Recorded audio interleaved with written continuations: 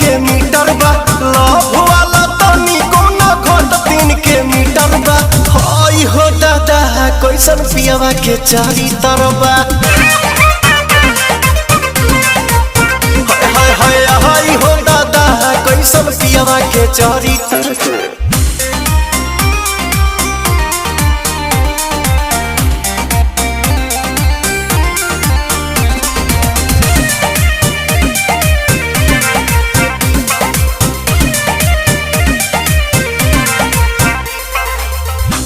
दुबराइल हमर बड़े धधाइल रहता रे एकदम चौपाकी के, आवेले कहीं से ना सही से रहे, कोरवा में धर ले लो पाकी के। परेशान बानी हम